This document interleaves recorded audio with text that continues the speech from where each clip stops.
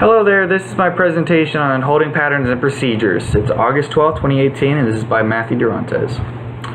The purpose of holding patterns and procedures. So the purpose of holding patterns is to allow air traffic controllers to make necessary timing differences in between aircraft that are landing in close proximity to each other.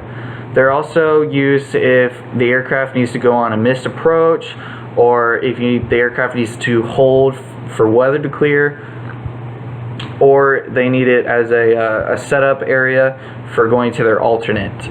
So holding patterns, they're best used for creating timing differences between aircraft coming into land, but they could also be used for the other circumstances that I've mentioned above, plus others.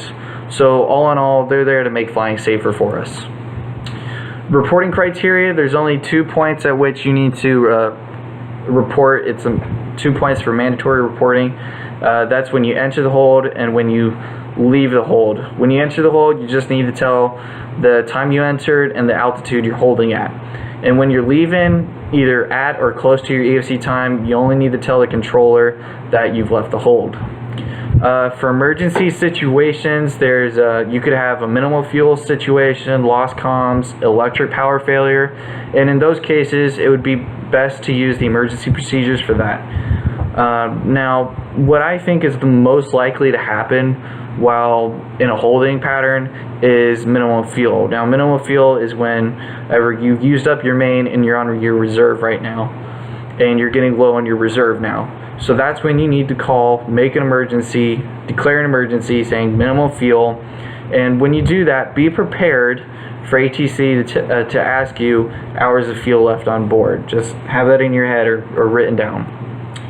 Entry procedures into the holding pattern. So there's the parallel entry, the teardrop entry, and the direct entry. The parallel entry, that's used in between directly onto the course at 110 degrees to the right of the fix. Now to enter the pattern, all you got to do is head on the outbound leg on the non-holding side for a minute, and then make a greater than 180 degree turn to the inbound course, finally either going direct to the fix or intercepting the inbound leg. For teardrop entry, that's anytime you're from the inbound leg, inbound course, 70 degrees to the left of that. Now to enter the fix, what you do is you go to the fix, turn outbound to a heading of 30 degrees to the holding side and fly for a minute. Sometimes use 45, either way works. Then turn direct to the fix and intercept the inbound leg. Finally, there's the direct entry. It's in the name, direct. Just go direct to the holding fix and do the holding pattern. If you're looking for a visual, it's pretty much everything from the teardrop, 70 degrees to the left for teardrop, and the 110 degrees to the right for the parallel and below. For non-standard holding patterns, what you want to do to accommodate that is swap the parallel and teardrop entries, so your parallel is going to be on the left and your teardrop is going to be on the right.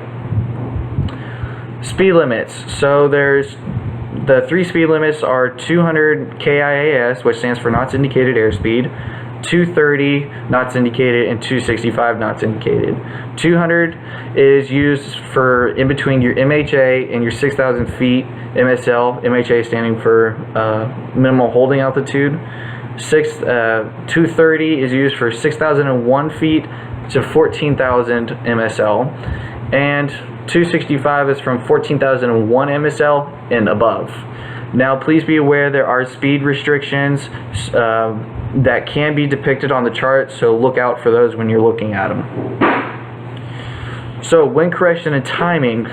On your inbound leg timing, if you're 14,000 feet MSL and below, time for 1 minute.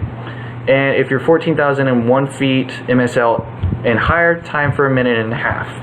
Now on your outbound leg timing, start the timer when you're either at or abeam the fix, whichever occurs later. And if it's undetermined, start the timer once you're on the outbound leg. Now for wind correction, it's really just a rough estimate, and what you do for that to calculate it is you take the difference in the inbound leg and the outbound leg. So let's just say your inbound leg, you travel for 1.20 minutes. And so that means your outbound leg is going to be 40 seconds. So that way, once you get back onto your inbound leg, it's going to be that perfect 1 minute. Hopefully, no win situation. Field requirements. Field requirements are the same as the instrument flight rules. You can go look that up on Part 91-167 of the FAR AIM, and then that'll tell you the minimal field requirements. It'll also tell you the weather required for your airport and your alternate airport, and that's the hour before, hour after, 2,000 ceiling, 3 statute mile vis, and yeah, references are on the next page, and thank you.